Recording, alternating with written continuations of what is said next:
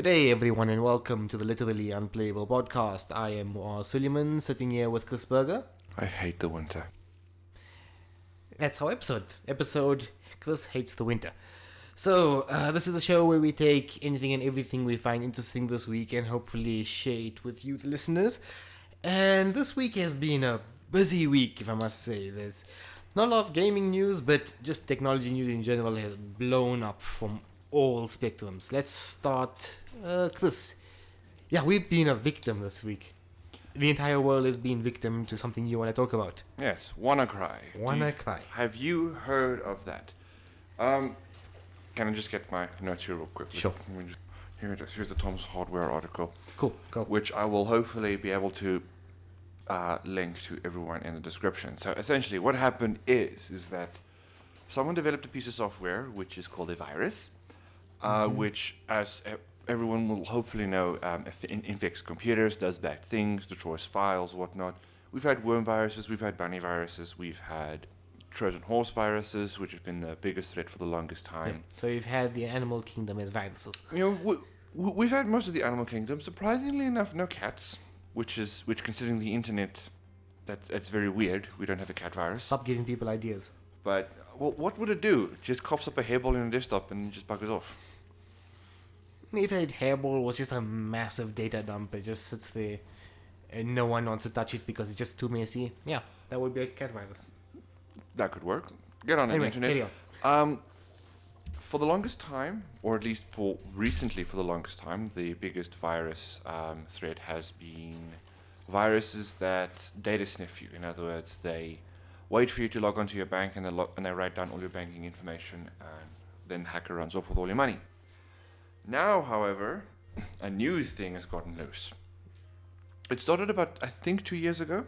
Yeah. The concept of ransomware, Mm-hmm. if I'm not mistaken, 2015. First reported cases was in 2015-14. Yeah, around okay, there. so let's say worst case scenario, it started in 2014, but it was quite small, and it started picking up. Ransomware, the idea that your files are locked, and the program is like, give us money or we delete your files.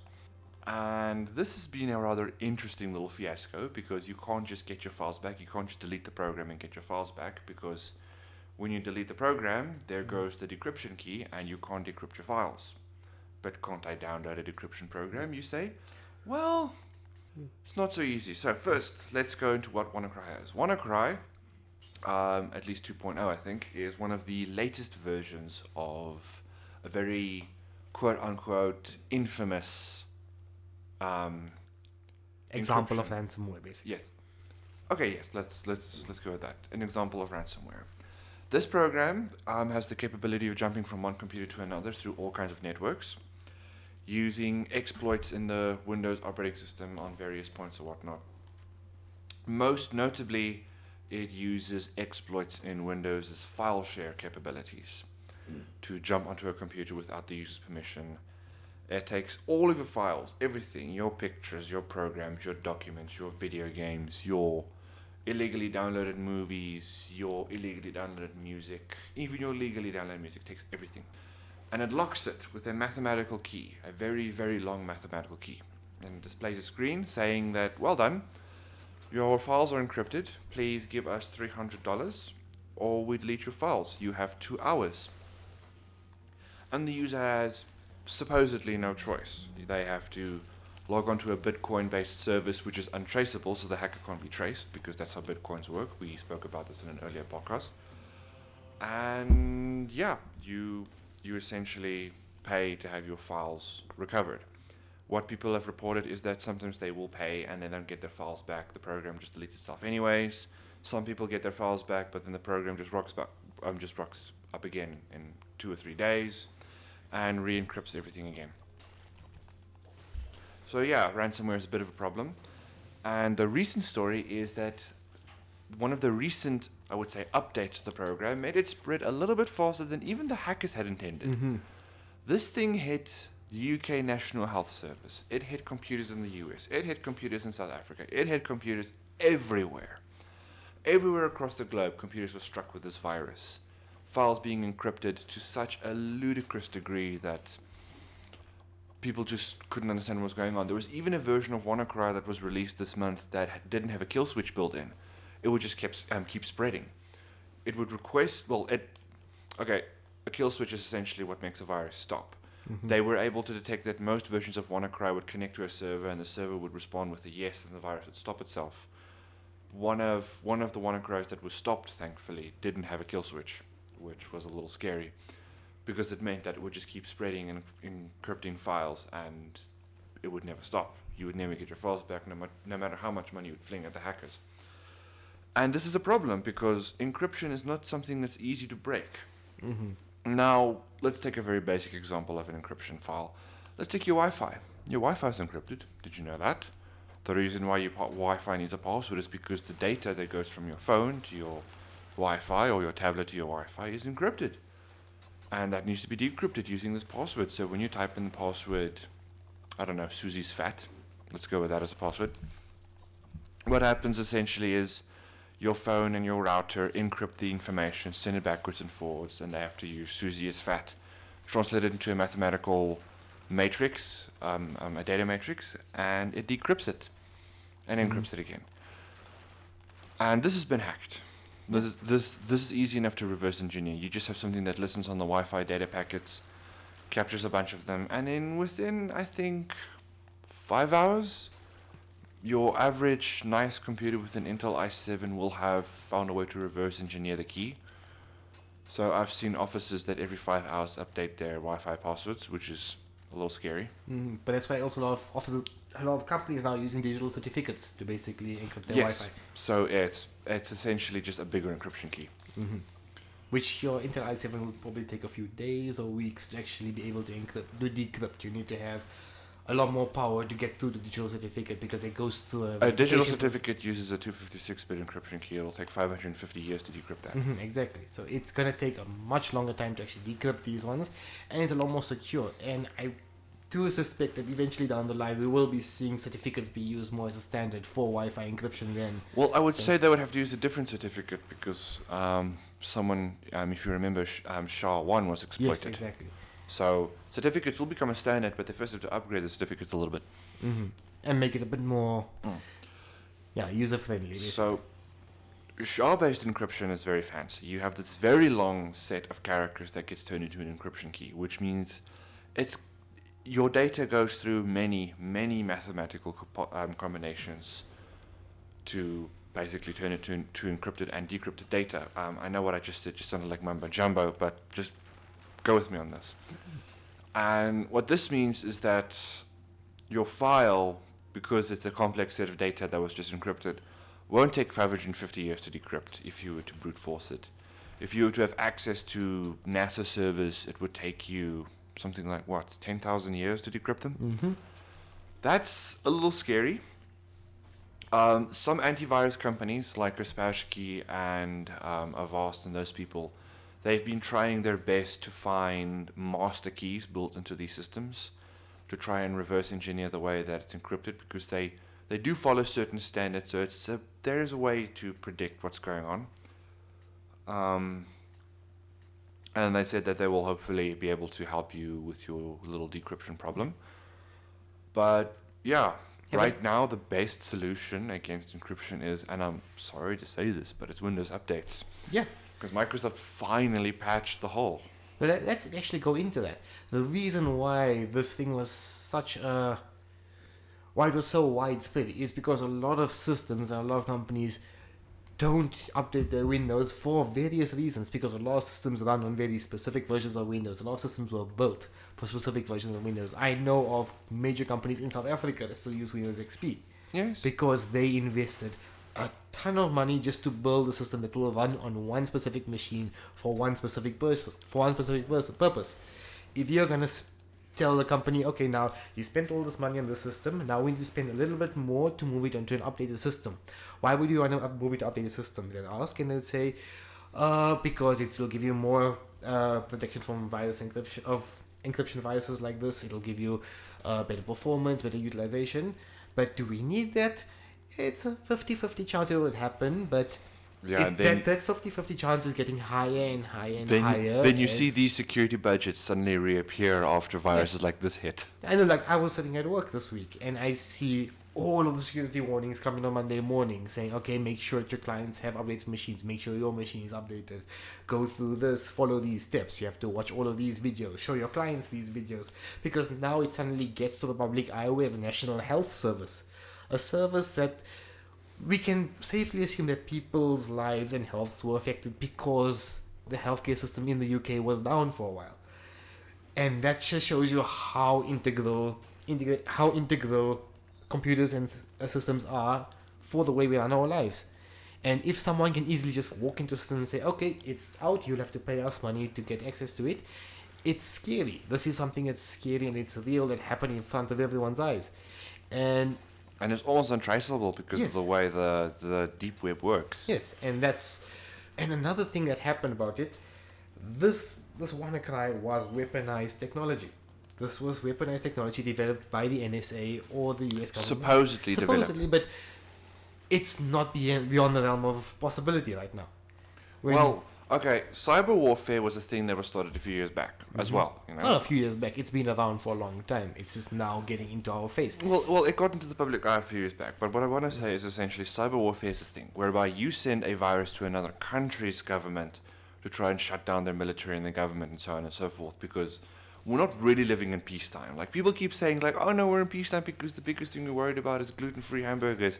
No, we're not in peacetime. No, it's relative peacetime, basically. Yes, it's relative. You don't know about the war that's going on, but every day the US and the Russian governments try to shut each other down. But you just don't know about it. Yeah, that's even debatable right now, but carry on. And they're developing all kinds of viruses that would try and find ways to destroy a computer in such a way that it's not recoverable. And encryption is one of those ways. Because of the laws of mathematics, it would take very long to decrypt something. Like certain high-end encryption machines would take longer than the eventual heat death of the universe to decrypt if you didn't have the keys. That's the type of tech that's out there. Now, quantum computers haven't been factored in yet because they have the ability to decrypt something a lot faster, but they exist. Now, supposedly this high-level Russian or anti-Russian or Russian-based virus that was supposed to encrypt some sort of government was tracked down by someone. We don't know by who. According to this article, though, there might have been a name. The Shadow Brokers Group. That's a name. Yeah, I love it. That's out of Mass Effect. Pretty much. That is legitimately in Mass Effect. There's a character called the Shadow Broker. Oh, okay. Well, the Shadow Brokers Group leaked this exploit or this technique into the public's eye, and then they turned it into WannaCry. Yeah. And WannaCry and its many variants has started to spread out. And essentially, this one article says ransomware is coming of age. In other words, it's now finally started to become so powerful that people are now using it as a standard virus. Your antiviruses now have to start building technologies that detects encryption. No, my antivirus, since I use Bitdefender since 2 years ago. That's when you started seeing ransomware protection. But then at first it was very small scale. It only monitor your documents, files, and music. And now they're starting to expand it system wide. As soon as it starts picking up encryption or it starts picking up these little telltale signs that something has happened to your data that's not supposed to, it will start warning people. And that's a problem not a problem. It's actually the good thing about this thing becoming a standard. Once the system starts becoming standardized, you can start developing the standards and the procedures to prevent it. And that's where like you said before, the updates are so important, because if your system is up to date, then all the considerations on how to prevent this come into play. And then you are so significantly more protected than you were on, let's say, Windows XP Service Pack 2. Like, I know someone, I'm not going to mention his name, is... Well, okay, so essentially what you're saying is if the hackers start using this as a standard, antivirus companies can start applying their own standard, so to speak. Well, that is a thing you can do. There's also kind of things you could do by monitoring certain CPU instructions, which would clearly be used for viruses, or encryption in this case. There was a knocking sound just now, wasn't there? Yes. That was really weird. Right? Carry on. It sort of sounded like it was coming from that one wall, but okay, that's not creepy at all. Not creepy at all. No, not at all, especially since those neighbors just left as you arrived. This is seriously freaking me out right now. It's like we start talking about encryption and viruses, and then the hackers come. They wait for you in the walls. They're in the walls. There's actually a few creepypastas about people in walls. Uh, Very cool stories. Anyway, You know the story about the spooky, scary skeletons? let's not get into Do that you know now. where they are? Where? Inside you. Oh, Sorry. that's so lame. That is so... Why do I have you on this podcast? That Boy. was absolutely terrible. Yeah, I'm gonna get some water. Carry on. Oh, okay, so just make an incredible amount of noise that we're going to have to filter out. Yes. Spooky, scary skeletons and noises in the walls. Carry on. So let's just break away from this segment before it gets too bad. Alright, let's talk about preventative measures now. So we spoke about antiviruses, but people are like, well, I just use this free antivirus. Yeah, that's not going to do anything. Unfortunately, and now some people are going to call the antivirus companies hypocrites because you have to charge for them. It's like, yeah, these are security experts that have literal doctorates under their names. They know how security works. They can do it in their sleep. If you don't want to pay them for the protection software, then that's up to you. And more, I just got scared again by my air freshener. Destroy that thing. Yeah. But like you're saying, security antivirus software is... Currently, it's the primary method. But it's an investment too. Because you're not just paying for... It's not just a once-off thing. This is continuous protection that's continuously updated throughout the lifespan of your license. So, Yes, so you're not paying for a once-off thing. Your antivirus every now and then will say it has an update. When it says it has an update, you click update. yeah. Because the antivirus has most likely figured out how the latest version of WannaCry works, and it can stop it. So you must download it. But there's also a couple of little tricks you can do. Now, I just mentioned Windows updates because Microsoft do actually find the little holes in the system, and you have to run the update to Because close it. Windows is a complex beast. And it's not perfect by any stretch, but they keep on updating it. And we do complain that the Windows 10 updates, because it's mandatory, it causes a lot of issues. But like we know, It causes a lot of issues, which is a whole bundle of whims on its own. I'm not going to get into it right now because we already ranted about that before. yeah. But there's also a bunch of other stuff you can do. For instance, you can download a few network monitor tools. Now, I will link the one I used in the description of this podcast for you guys to go check out. But essentially, you just type into it localhost, meaning you want to scan yourself, and you click scan. And about 5 minutes later, it spits a little report for you saying, all right, I found the following open ports. Now, for those of you that don't know what a port is, I can't just plug in a network cable and I can communicate with the internet. Because what happens when I do two things at the same time? What happens when I watch a YouTube video and my antivirus wants to update in the background? How does Windows know that this packet of data belongs to this and this packet of data belongs to this? Well, funny you should ask. Ports. There's a little extra bit of an address or your destination of data.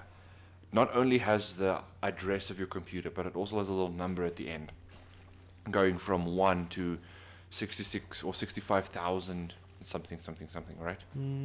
60. Largest port I use is 50, 60, 30. Yeah, so Yeah, it goes so up, go pretty high. very, very big numbers. And it was found that there are two particular ports that are vulnerable to this attack because it's based on Windows services such as file sharing and Samba. And those ports are, and hope you're taking notes, 139 and 445. So yeah, those are very commonly used ports because of the low port number. They're very commonly used by webmail programs, file sharers, so on and so forth. So yeah, tell your firewall to block those. Simple as that. Just turn them off. And also just take it a bit further than that because now we're getting to the point where there's a lot of network devices on a home network or on a Wi-Fi network. Yes. Because I know at my house we got maybe 13 machines sitting on the Wi-Fi. So make sure that you at least inform people or have precautions in place to make sure that all the computers on your network, and make sure that you don't have your Wi-Fi password plastered on the wall for everyone to know. because that causes a lot of issues where people are coming in and out, and they bring in their own data, their own machines. It's a vulnerability and becomes very serious when you bring a compromised machine into a home network. For every device you bring into a Wi-Fi network or a cable network, you introduce exponentially more security vulnerabilities. Yeah. So that's why you will now see more modern little switches or Wi-Fi devices run practically Linux firmware based on them, because That's exactly why I have a Linux. You can install firewalls on them. You can install security precautions on them. I wouldn't recommend you block port 445 and 139 on your Wi-Fi device, because certain programs might try and use them and then break. But you would at least have to block it on the Windows device level. Now, the internet has been laughing for a bit, because guess what? The Linux and Mac machines are not affected. Have been completely uninfected. Android devices, iPads, iPhones, the lot. None of those devices have been infected by WannaCry. Here's the problem: they are but a fraction. The most commonly used operating system to this day is still the Windows operating system. And Windows was really angry at the entire world when this thing happened. I remember they put out statements on Monday, they were going after the NSA and the CIA, just American law enforcement, because they believe that these type of methods and systems were developed by them that take advantage of Windows exploits. Oh, so they're pointing fingers. Of course they're pointing fingers. It's their operating system. And they have a lot of customers. I don't see Windows Online. I don't see Windows going out of business anytime soon because of this, but it would cause people to think twice when building an architecture or building a system, because they want to say, okay, we might consider Linux to take advantage of here. We might even have Mac front ends for people who want to take advantage of that. I've seen it happen where a company will say, we'll have Windows backend, but we'll give Macs to people or to our primary users. Because Macs have a certain policy, because it runs off the Unix kernel. Exactly. They have a certain policy of building an environment that's resistant to viruses. Exactly. Not virus-free. They advertised it as virus-free back in the early 2000s. They advertised Macintoshes as virus-free because of security. They're not. They can be hit by viruses, but it's a lot harder to hit a Macintosh with viruses. A lot harder, because it's built from the ground up with security taken into account. And its sister operating system, Linux, is the same thing. The Linux kernel from the ground up was built in such a way that you can't just run a process. You can't just gain access to files. You have to ask permission. Yeah. But is that something to consider now going forward? Is when we build a system builder architecture, do we want to have that stability of having one architecture throughout it? We have a Windows architecture, we now have a Linux architecture, or I don't know, by some miracle have Mac. You won't have a backend for Mac, but to vary up your architecture in a system going forward. What do you mean? Because now we know that Windows has its set of vulnerabilities. Yes. That aren't present in Linux or Mac. And we know Mac has its limitations that aren't present in Windows. And Linux is very open and very configurable. But it lacks the stability of Windows and Mac. No, it lacks user friendliness. Yeah. It lacks user friendliness, but it also has I won't say stability, but that user friendliness. Do we think that going forward you'd want to see a bigger combination or take advantage of the strength of systems? So in other words, you want to see a company that mixes and matches operating systems in order to prevent problems. Or in order to capitalize on the strengths of each individual system. Okay, that is a possibility, but I have to draw one little problem out of that. No company is going to want to do that because... the costs involved will be mad. No, not the costs. The complexity. Yes. Because Microsoft's Azure service will only work with Windows-based clients because it refuses to let Linux service connect to it. And Mac systems will only talk with Mac systems, if you know that. No, Mac will communicate with Linux. Mac and Linux have this undisclosed agreement where they'll communicate with one another without any issue, because they are sisters. That's one thing that I keep. That's one phrase that I keep using. Mac and Linux are sisters. No one wants to admit this, but they are. They are family. They're family. It's Microsoft that's the outside weirdo that doesn't want to communicate with people because it's so unfriendly. Linux has a plugin for every freaking scenario. It'll communicate to anything. It's Microsoft Azure service that brings up the problem. And if you run, Who hosts those Linux One servers? Do you know? Oh, Linux One servers. Yeah, there's this thing called I Linux know. One. Uh, All right, we'll We'll find put it it. in the description. But I yeah, know the name. these people have servers that communicate to anything. So you can have Windows front ends communicating to a Linux back end, but then you have the security vulnerability of, because your average user, your yeah, average Linux One, IBM you host it. IBM. Yeah. Cool. Okay. I remember that's why I know the name. Yeah, that's where you know the names, because somewhere your manager was like, "Why don't you use this service?" Please stop making noise. Sorry. Coasters and their stickiness. So I say let's just not use Ghosters. So let's take the typical environment whereby you have a Linux server. So in other words, you didn't pay for the architecture. You have an incredibly powerful software backend library, so you can run any piece of software at the highest speed it can run, because that was proven. Linux still runs software faster than Yeah. Windows. It was proven by all kinds of universities, except the ones that were sponsored by Microsoft. Weirdly, they didn't prove that. Yeah. How funny. And we have And a platform independent. We have a system independent platform to host all of this. Yes. Mostly system independent, but now we have the average user running Windows, and now ransomware happens. Now WannaCry happens. So now you say, all right, let's change the front end up a bit. Let's run Mac and Linuxes. Now you have potentially a completely Windows-free environment, which brings one problem into it. You now have to write you now just have to write a virus that purely exploits a Linux and a Mac machine, which for the most part don't have complex antiviruses, because they are not the common Not platform. yet, exactly. Because the platform, we work on the assumption that the platform, or that the platform is was secured from the ground up rather than and then top top down. down. You do get firewalls. But they have to be configured, and they're extremely difficult to configure.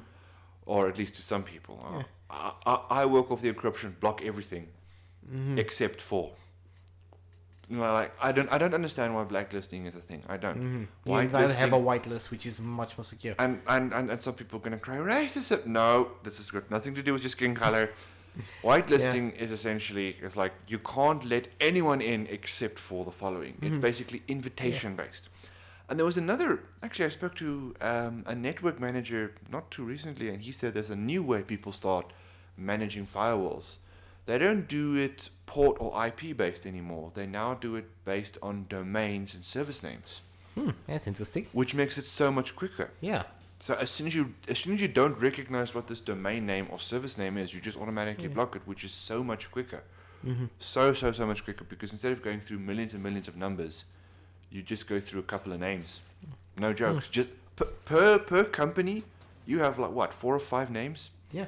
at most. That's how a Cognos server works. We just work through domains. Yes. If it doesn't recognize the domain, just block it. That's the one advantage IPv6 starts to bring in. But the thing is, if OneXI has done anything, there's all these really academic questions that need to be asked about how our systems work from a security point of view. Yes. Because we know just how vulnerable we all really are, and these conversations need to be had at every level, from the users at the end who sit there in front of their machines downloading the illegal music and videos, to the system administrator who has to make sure that no one's downloading illegal stuff and keep this thing running. These conversations need to be had, and that's why They need to be had, but the problem is the people having them most of the time have no idea what they're talking about. and they're having it in isolation, so they just do it among themselves, like we're talking now. But we don't have a security expert here who we can refer to and find, okay, we're talking about this. Is this a good idea? Is this good? We don't have a user who says, okay, but do I really want to go through all the trouble of having a certificate installed? Or do I... Most of those big companies have a bunch of CEOs talking to their IT tech support guy. And the IT tech support guy is like, we need security. And the big dudes are like, no, we don't want to spend that money because you can't give us a good enough reason. But I'd like to also go into that in our later topic about neutrality, because all of these CEOs and conversations that they're having, they don't understand most of them, I won't say all of them, but a lot of them don't understand just how complex these systems are. A lot of people still see a machine as a vehicle or a car where, why would I want to replace the hard drive if this hard drive's been running for 10 years? Because a hard drive isn't an engine. Okay, it will fail and you do lose data. Okay, people see computers the same way they see other assets. It's not. It's a living system. It's a machine that's integrated to other machines, which are talking to other systems outside your company. It's another plane where you're playing on, where the rules that you know as a person don't apply, because this is data, ones and zeros. Yes. And they don't want to manage it. They want to pay someone to manage it for them, but they want to pay them as little as possible, which is where you get inferior managers being brought in, inferior security installed, and exploits being found and vulnerabilities being taken advantage of.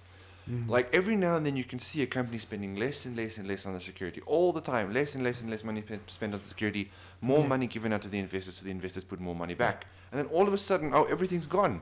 Yeah, and now everything's gone, and the security budget just broke up. Yeah, and then we have something like this happen. Suddenly, everyone's like, "Okay, security is important. We have to manage our networks and do that." Spend £1 billion or €1 billion into security now. All of a sudden, and we can beef up the security, and we'll be fine for the next 5 years. And then people start forgetting, and people start getting complacent, and then we start seeing the budget go down and which down happens and down. at an alarmingly quick rate. Yes. Like people think 5 years is a long time. 5 years is not. No, we work.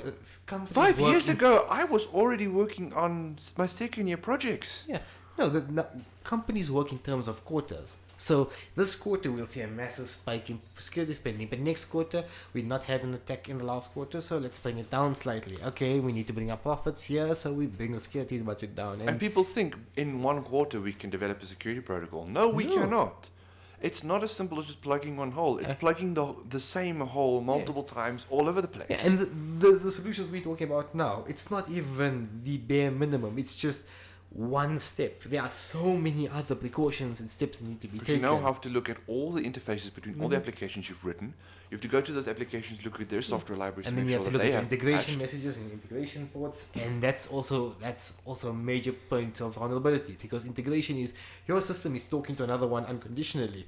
Anything can be coming through the pipe like that. So then you have to have that security taken into account. You have to have all your messages here. Just the simple thing of bringing a new user into your system. That training, it needs to happen. It's so many steps. Like technology is amazing. It's made our lives so much more comfortable compared to what it used to be back in the days of the 1800s, or even the 1900s, or even hell, the 20th century. The 90s were hell compared to today. The 90s is where it started. Yeah. Because there you started with this whole complex thing of an information network that manages everything for everyone. I remember in the And 90s... because it got so complicated, it becomes so difficult to keep secure, because no one, except for the Linux and Mac people, built it secure from the ground up. Yeah. It was the first budget they cut, and they just built a system that just worked. That's all they wanted. Here's enough money to build a system that works. We don't want it secure. We just don't want it to work and make profit. Oh, why did people hack it? Meh, fire the guy. It was his fault. Like, guys, come on. You have to build it secure from the ground up. I mean, even Google, to a certain extent, is built secure from the ground up. There's 1,000 different firewalls you have to get past in order to break into their databases, which is not impossible. It is entirely possible to break into a Google system. I mean, Google Docs got taken advantage of recently. You remember that? Yes, I do. But then they patched it. And it's okay again. But Google never cuts the security budgets. Every month, I still get my phone that has a little message saying, "Hello, the latest security patches are ready to download. Please download them." Same, yeah. Every month. And Google makes no profit from it. Google makes no profit from making security patches. But they have to, because if a big vulnerability breaks out, the company's integrity is brought into account. I mean, the very first time Android 6.0 launched, or Android 5.1 launched, I think, the very first time it launched, it had a vulnerability in it that if you typed in your PIN code to be a certain number of characters, it would overload, which would go back to the mathematical inverse. You know how signed integers work. Yeah. It would go back to its mathematical inverse, crash the system, and hard crash to the desktop, therefore logging you in without having to log in. Wow. That was a vulnerability in Android. Was that in the beta or was that in the release? No, it was in one of the release patches. Google scrambled to get that patch out. Scrambled really quickly, because you could just break into anyone's phone. Did you know that? Now I do. Interesting. Anyway, we're at half an hour. Want to talk about something else? Yeah. This one So, we've been recording for a while now. Shall we move on to our science article of the week, which is brought to you this time by Muaz? Yay! First time for everything. Anyway, I sent you this message on Monday, I think. Sometime, yes. Yes. I sent a message on something that you're very interested in, quantum communication. And about a year ago, in I think one of the technology universities in Texas, they proved that counterfactual quantum communication is possible. So, what counterfactual communication is, it's not the usual quantum entanglement where one particle moves at the same rate as another particle. That's a different thing. This is counterfactual where you are transferring information without the movement of particles. So there's no photons being moved, there's nothing moving. It's just the transference of data through a wave of light from one place to another, and it's being read at the same time. So we'll go into that. That was proved in theory last year. And now the University of Science and Technology in China managed to prove this in practice, where okay, now we're talking about the quantum things, so it's going to get very complicated very quickly, so I'll just dumb it down. No, start off with a very, very basic thing. What happened? They had even the simple terms are funny. So they had an array of beam splitters. So they had as I say, it's gonna sound complex. They had a system on one side that measures light, and they had a system on another side that measures light. And they had a sensor on each of these things, and because of these systems were so controlled, they could predict when these sensors would go off. Yes. Then they transmitted a wave, not a particle, from one point to another, and the sensors tripped at the same time. And then they sent a series of waves from one point to another, and they could code that as a 1 or 0, and they were able to project a very low resolution black and white image of a Chinese knot. And that's how the message was transferred without any particles moving between two systems, and the message integrity was changed. And because they use a system where the particles were so controlled that even measuring them did not change the outcome, because normally in the quantum realm, just the simple act of observing something will change the results. Here, the unstable particles were controlled, so you could measure them without any interference.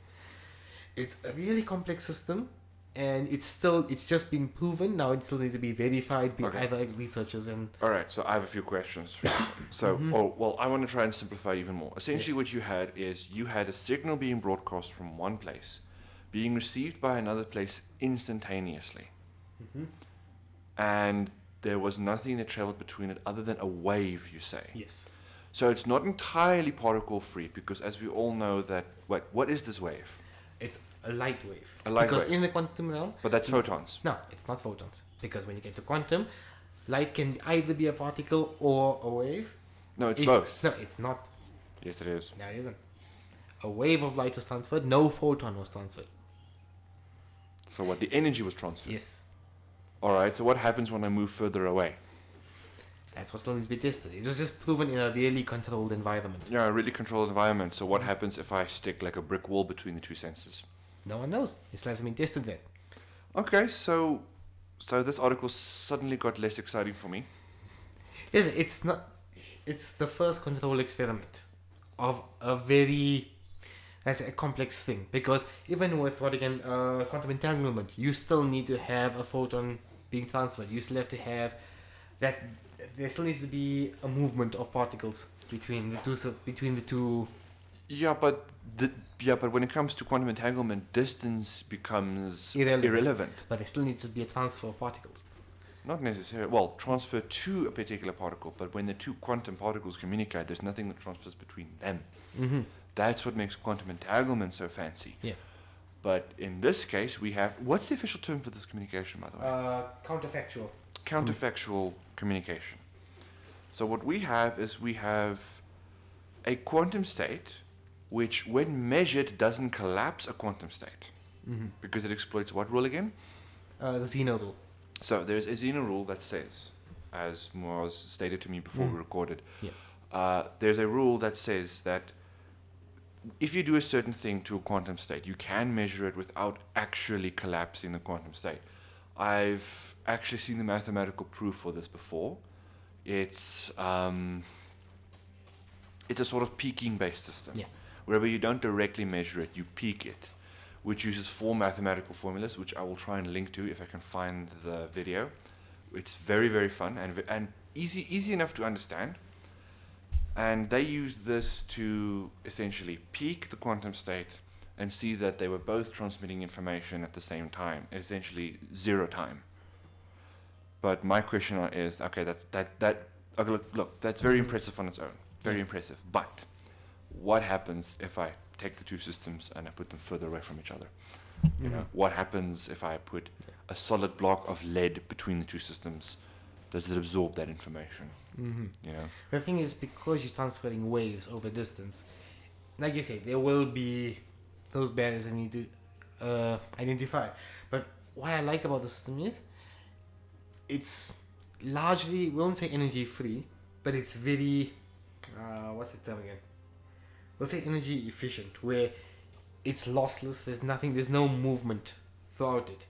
So in theory it should work at an infinite distance, but like we said, it still needs to be tested in the real world, and we still need to see some more practical things, because this was a very simple bitmap that was transferred.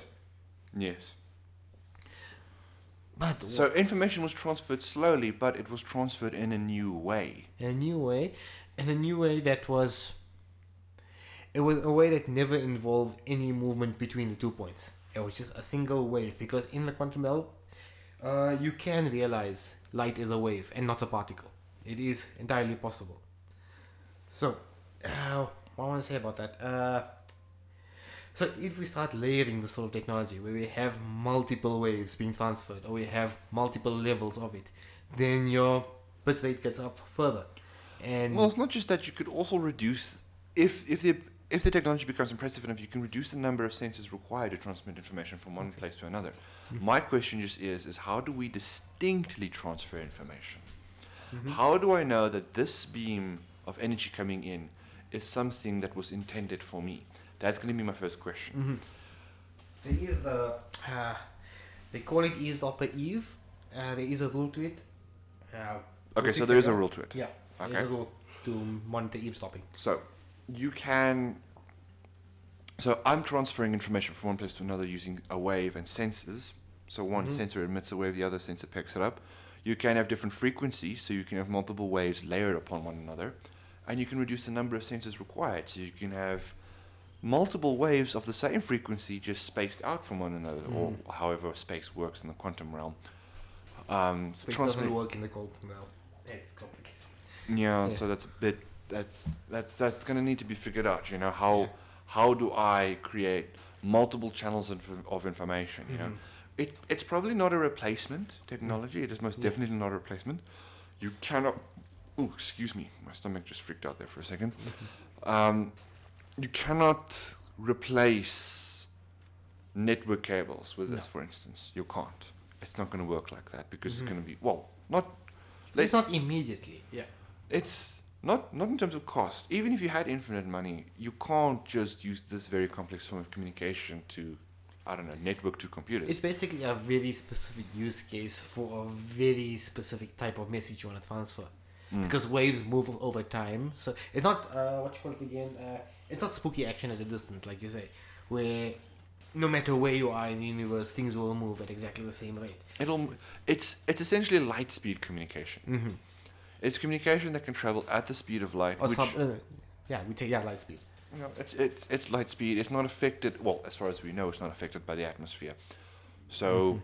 But, you know, optic fiber also moves at the speed of light. Yeah, but there are certain limitations to it. Like fiber. You know, it does actually dissipate. It loses energy. We need to see how this new form of communication behaves at a distance. Could we, in theory, set up light-speed communication between us and Mars, well, the future Mars colony, using this technology by sending wave-based information? Because light distance from here and Mars is about 13 light hours, I'm guessing. No, 13 light hours. No, long time. What are you? I'm thinking of another thing. It should be a few seconds between us and Mars. It should be no more than a minute, because it's 8 minutes from us to the sun, and the sun is very far away. but not as far away as Mars. So Yeah, because I was thinking of sublight communication. you're thinking of sublight. No, Mars and us in terms of light should be no more than a minute. So yeah, you still cannot communicate over the phone with someone. You can't have a phone conversation, but you can definitely start sending emails backwards and forwards. Because I mean, a minute for an email is still fairly good time. That's faster than most ground infrastructure works. Well, you're communicating information to another planet Yeah. in less than a minute. That's pretty impressive. Mm-hmm. So we need to see how that would work. Yeah. And I'd be interested to know how that would work. Yeah, as soon as these things get, I'm keeping an eye on this because I really like the idea of particle-less communication. And as the articles start coming, as the proofs start coming out, I will be keeping an eye on it and I'll probably keep you informed. Anyway, but if we even get to that point of communicating at such long distances, I actually get to the standard of communication, the internet, because that's also come into the spotlight this week. And something that we are all particularly angry about. So, rant of the week. Let's go. Rant of the week. The FCC, being the Federal Communication and Somethingness of America, has voted 2-1. Yes, there's only 3 votes because, of course, there's only 3 votes. That's how America works. Just limit the numbers. I'm sure nothing will go wrong. Voted 2-1 to remove net neutrality rules, and everyone just lost their shit. Okay, why was net neutrality a thing, and what is net neutrality before we start getting to it being disassembled? Essentially, Comcast started advertising the internet fast lane. What this means is that you have let's say a 30 megabit line with Comcast, because those are fairly expensive. So you paid a lot of money for this 30 megabit line from Comcast. And now Comcast says your Netflix is going to become slower now because we want you to, and I'm not kidding, they literally said Netflix is going to start running slower for you. If you pay us more money, we'll make sure Netflix runs fast again. The reason why Comcast did this is because Comcast is also a cable company. They provide cable TV. Netflix is a direct competitor, but you need to use the internet to use Netflix, so Comcast just decided, cool, we're going to artificially slow this down. We're going to use a bullshit term, and I'm sorry for using that word, but it is literally just a bullshit term.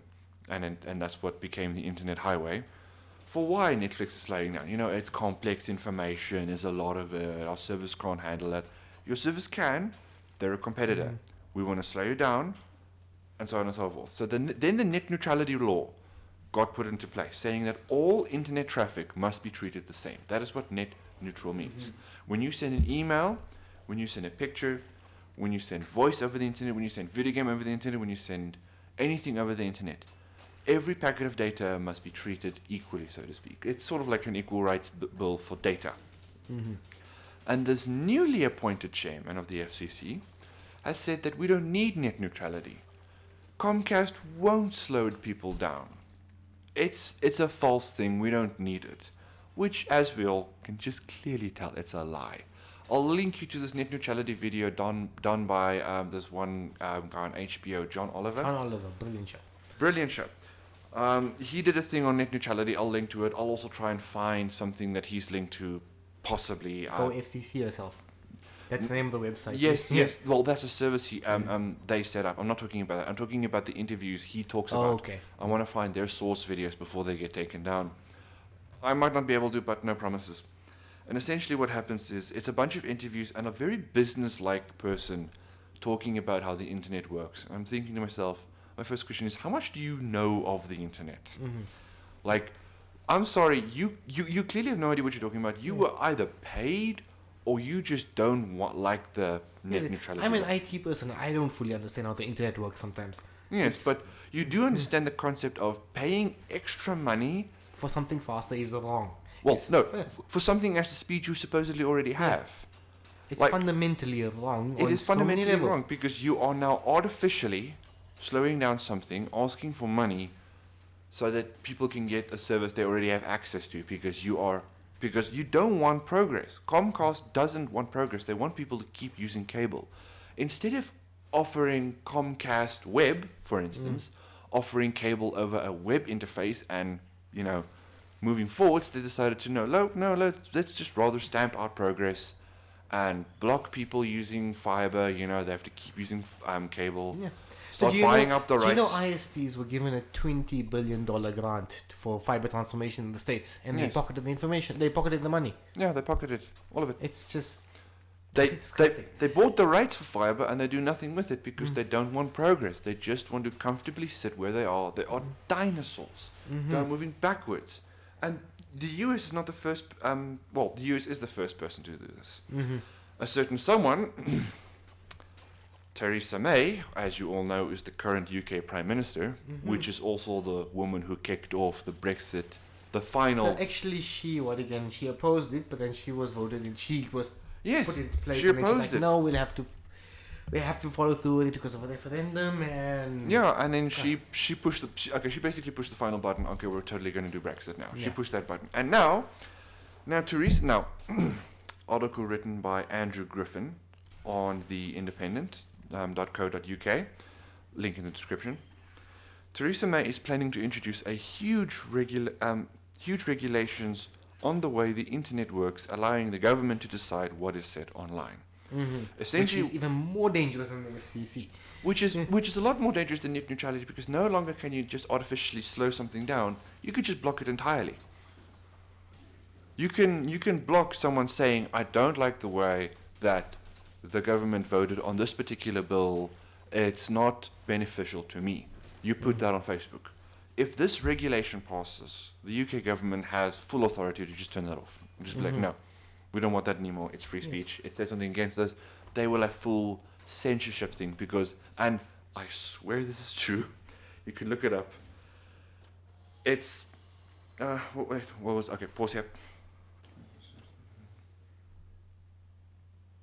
Disagree.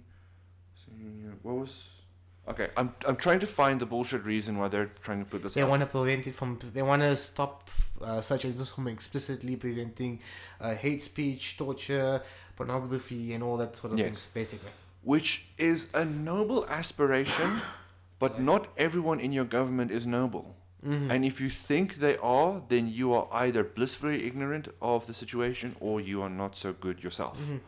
But these type of decisions that we're seeing, like the FCC, fast lane net neutrality thing, and the UK government decisions, it just brings to light that these type of decisions aren't made by people. Okay, it's made by companies and parties. Like you said, Comcast. Who do you think any person, individual person, will say, if you tell them, if you implement the internet fast lane, it will do this, it will take away your experience here, it will allow certain things to happen. Do you think if it went to an individual on the board of Comcast and told them this, do you think they'd vote for it? They would. No, an individual, as a person, you explain. As an individual, the individual would say no, he doesn't want And it. the individual wouldn't, but the board of Comcast, would they say it? Yes, they would. They would sign it off saying yes, we shouldn't be net neutral Yeah. because they want to control how information flows through their services because they can exploit it. So if you went to someone in the British government or parliament, I don't know how the party system works there, but if you told the individual, that's a different thing. But if you had to go to an individual and say, okay, if we implement this here, then your free speech rights would be infringed and certain things that you say could be taken out and certain things. If you told an individual, would he vote for it? Or No, would he wouldn't. But if you told the party that they're doing this and this would give them better, this would appease their voters or their base something, they would allow it. They would allow it because they are trying to build up a system whereby they can hide the negative things about themselves and tart themselves Exactly. up. It's always party or group over person, and that's what's pissing me off about this whole thing. Like I remember a few months ago actually a few years ago. Remember when the Poppy app came out? The Poppy Act. I was all in favor for Poppy. Exactly. I We was all were. all in favor. And I was speaking to an executive of a company, and I won't mention names, but one of his things is they used to collect information and they used to send it overseas for analysis, and they used to get information back. The Poppy Act wouldn't allow that. Yes. And he was complaining about it, and he was trying to explain to me how it would be bad for them. And I said, if your son, because his son was there, I said, if your son had to go on the internet and he had to browse for certain things and do things, and someone had to capture that information, use that to take it out, take certain elements out of context and blackmail him or use the information against his best interests, would you allow that? And he thought about it and said no. So if you want your son to be protected but your company not to be, which one takes precedent? Always the individual should take precedent over a company. Okay? Yes. Because an individual's rights are always infinitely more important than the rights of a company or corporation or big conglomerate. Or at least that's the way it should be. That's how it should be. But Companies keep twisting it. no, we've got to the point where companies are so large and so powerful that their preferences and their priorities overtake those of the individuals and the people on the floor. And that just makes me so angry right now, because we got to the point, the ANC, our governing party, the reason why we had this court case for a blind vote is because people in the party will not vote on their best interests. They will not vote for the interests of the nation, because they are voting for the interests of the party, because they're part of a collective. And as soon as the collective falls, then what is your identity outside the collective? No one knows that, because companies only identify within themselves so much. They become almost hive-minded. Yes, it's a hive mind. A company, what is the company meant to do? Make profits. Does the company care if the planet's going to be here in 10 years' time? No, it doesn't. Does the company care that their personal information is going to go out? No, a company doesn't have personal information. It doesn't have secrets the way we do. It doesn't have a life the way we do.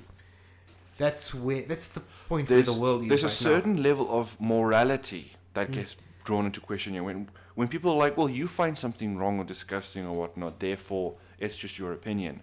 Because I saw that fight on somewhere the other day. Mm-hmm. And then someone brought out, there's a certain level of morality here we have as a human, as a living thing that's being drawn into question the whole time.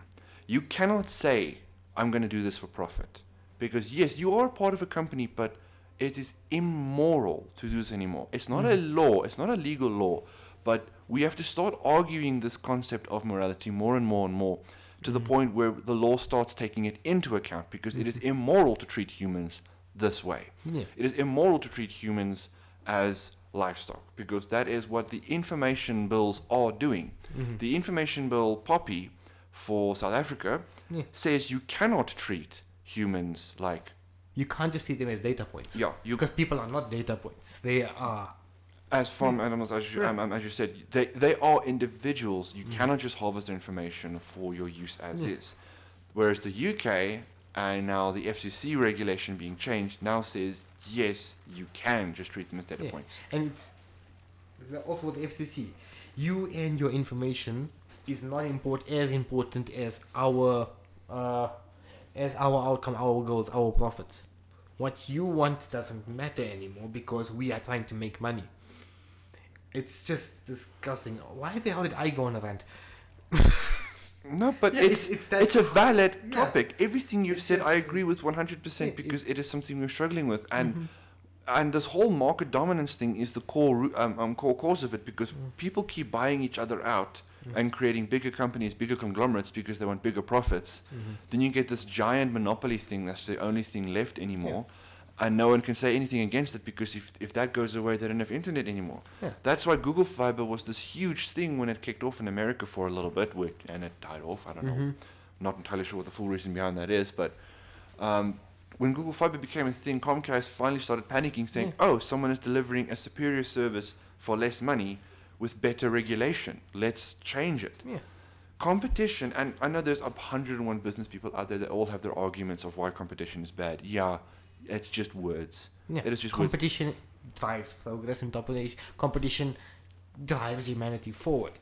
If we say, I am complicit here, this is where we are, this is where we should be. No, this is where you think we should be, because you are in the position of power. What's it? No, not complicity. Stagnation. No. Something leads to stagnation. Complicitness is what leads to stagnation. It is what halts progress. And when progress gets halted, humanity starts going backwards. It's a really a good book. I can't remember what's its name. Basically, it was about an entire planet where these people got, the engineers who were on the ship, they got the people to the planet, said, okay, I like the world as it is. No one has access to technology, no one has access to information. We will sit in our throne and we will watch this world degenerate into nothingness, but we are making money and we are in the position of power. And that's where the planet's going to. It's not even going to make it there, because we're making so much money that why would we stop drilling for oil if we're making money from it? Why would we stop boiling the ocean? Because we're making money from it. The company doesn't care that the ocean is boiling because the company is a thing. It's a hive mind structure that just keeps going after this concept of cheap profits. No matter the consequence, because no one wants to look forward anymore. Everyone's happy just stagnating in what they currently have. Mm-hmm. It is a natural human behavior to fear change.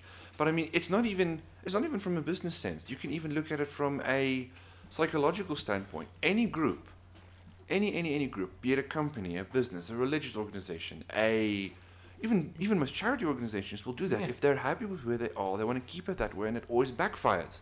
And I'm sorry to use this as an example, but look at the Middle East. Mm-hmm. They don't want to move forward. They want to sit with their situation where men they are on want to top. actually move backwards. They want to get to that point of where they were, where they believed was the peak of the civilization. Yeah, The peak of the civilization was a century ago.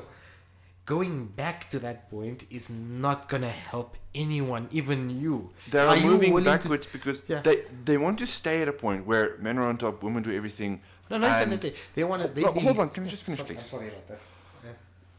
So they want to move to a point where it's just men on top, women do everything, and they're happy with where they are. They have no progress in technology, no free speech, and they just keep sitting where they are. The problem with that is that doesn't work. Yeah. Humans that sit at this position will always go backwards. And when the rest of the world moves forward, you fall behind. No one takes interest in you anymore, and you start losing what you have because you don't want to adapt. The same thing happens when Google Fiber kicked in.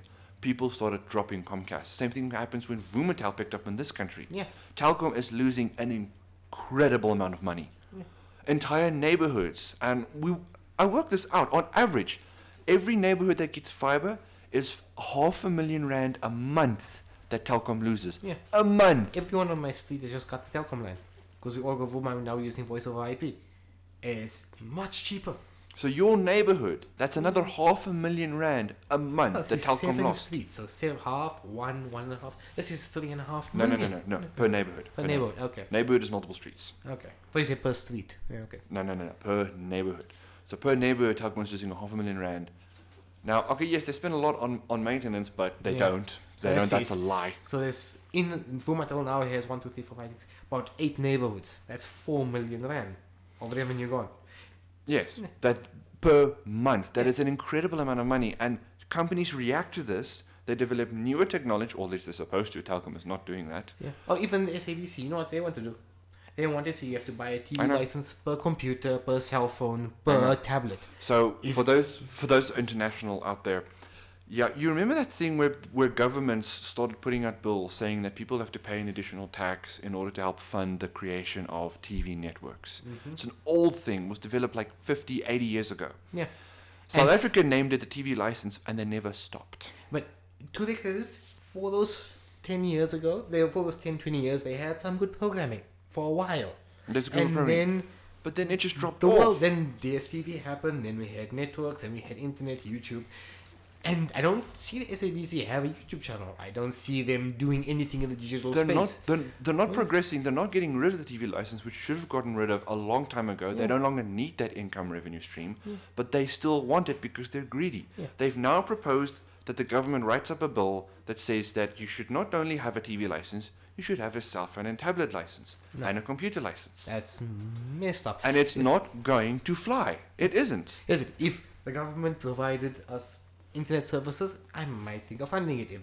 If the government provided some digital service beyond what the bare minimum is, if they were active on the internet, we might consider it because they're actually doing something. Yeah, but why they're not? But it should be part of your tax. Your tax is supposed to Yeah. fund your Is it? government, and it doesn't. Yeah, for this computer, you have to pay ICASA a certain amount of money to have a laptop, to have your Wi-Fi router. You're paying ICASA, they manage all the Wi-Fi networks and the network wavelength. You pay them money already for all your digital goods. I think that's already enough being taken out. But So, there's plenty of money being taken out of our pockets enough. We don't need to pay a monthly subscription for every electronic device we have now just because your revenue stream has been cut off. The TV license is still something that funds the SABC, and it is backwards. and the I SABC don't watch- is not doing anything. We don't even Yeah, go into that they're, politics. they're not doing anything with that money, and now they want me to pay more money, even though I don't watch their stuff. They want me to still pay money because they don't care. They just Okay. want funding, and Sure. they started off with saying, "Oh no, we don't want it," but whatever. Yeah. Anyway, we've been going for an hour now. We've worked up quite the rage. So, calm ourselves. So what could you do? So Yeah. if you're in America, you can log onto the FCC website and lodge a certain. So they hid it now. But originally, when you log onto the FCC, you can just lodge a complaint or lodge a comment on a certain bill they want to try and pass. And when this happened, it was fairly easy to find it. But the FCC very, very conveniently hid away the point of where they wanted to, to let people to complain and whatnot. John Oliver bought a domain name, Go FCC yourself, and registered it in ISP, and the ISP just has a redirect script.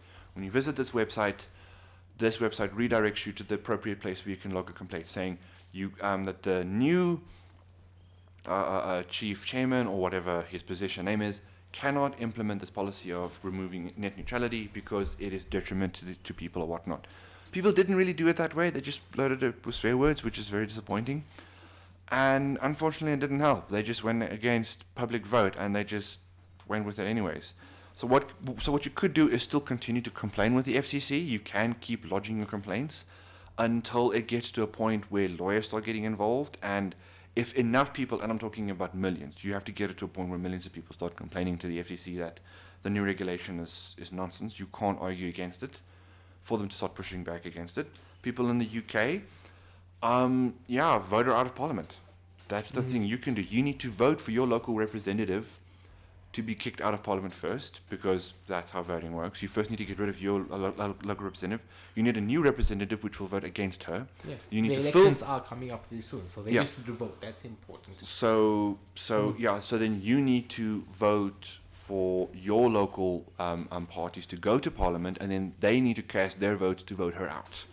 Which I will actually link. There is actually a video, if I'm thinking about it. There might be a video that will explain it. So if you live in the UK or you have UK voting rights, please look up who you are voting for. Because remember, you're not voting for a party, you're voting for a person. Look up who your representative in your local district is. All right? Literally, just Google it. Go your district representative. See who your representatives are, and then find out which one is going to vote against her. And then just vote for that person. Yeah. Because voting in a government censorship law that lets them censor whatever they want on the internet is a huge detriment to free speech. You cannot say anymore what you want to, because the government will have full legal authority to vote against it. Okay.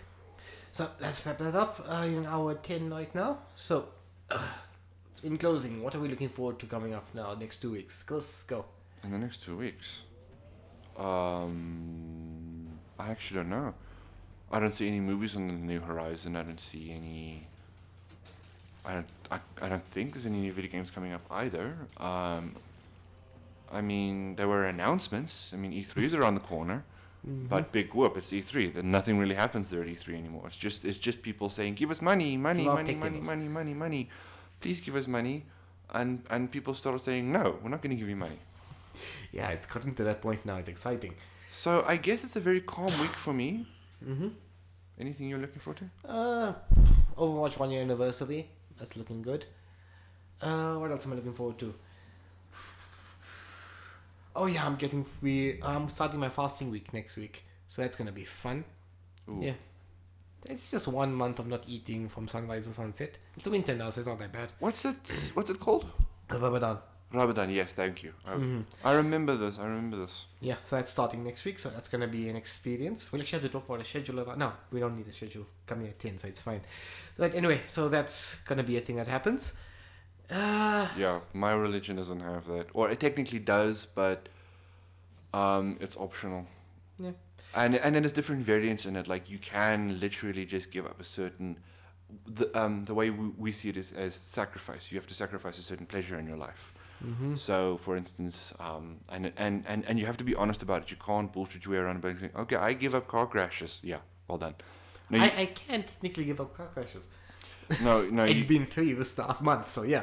Yeah, okay. It's a bit horrifying in your situation, but I would, for instance, have to give up anything with cocoa in it. Oh. Anything with cocoa in it, that's something you can give up. That cuts out a lot of foodstuffs. And all of those foodstuff are all nice. Oh. So for 40 days, you have to give up with anything and that has anything remotely cocoa in it. That's a big sacrifice, and it teaches you something. It actually brings humility into you. So you're not cutting out food, which is a necessity. We as a modern civilization decided, no, that's rubbish. You're not supposed to do that. You're supposed to give up something. You're supposed to give up sacrifice. Oh, Because no. it teaches you what your religious figure is supposed to teach you. Sacrifice something, be humble. You know? Interesting. Anyway, I'll give you a status update as it happens.